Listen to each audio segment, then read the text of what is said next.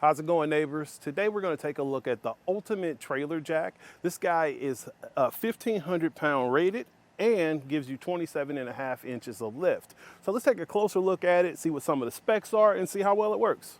Having a trailer jack in general, when you have a wheel, is going to allow you to reposition it so you can get it closer to your coupler, or you can get it in that tight spot where you keep it parked.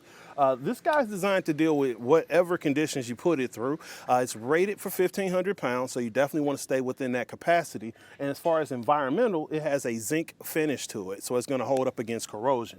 One of the cooler features is once you have this guy hooked up to a coupler, you can actually release it using the lever to drop it down about 12 inches. Now overall, you can get 27 inches of height, and the rotation for your handle, so you can keep in mind for battery boxes, propane tanks, and everything, is going to be about 15 inches. As far as your dimensions, this guy fully extended is a little bit over 47 inches, and you're right at 28 inches fully compacted. So that's going to give you a good range as far as if it'll fit. In most cases, you're about 18 inches from the ground on the coupler, so that'll be more than enough travel to get hooked up in most cases. And here's an example of how that drop works. You're just gonna remove your pin and just grab this handle here, and that'll allow you to drop it down quite rapidly. So that makes it super easy for when you're hooking up and once you get to your location. Right out the box, you're gonna have an included 5¼ inch wheel. It feels pretty textured, and I can tell that this material is gonna hold up for most terrain.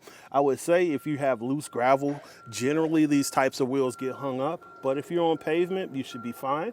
As far as your internal tube, you're right at 2 inches, and external, you're at 2¼ inches. On the inside of our assembly, you actually have a low friction ball screw.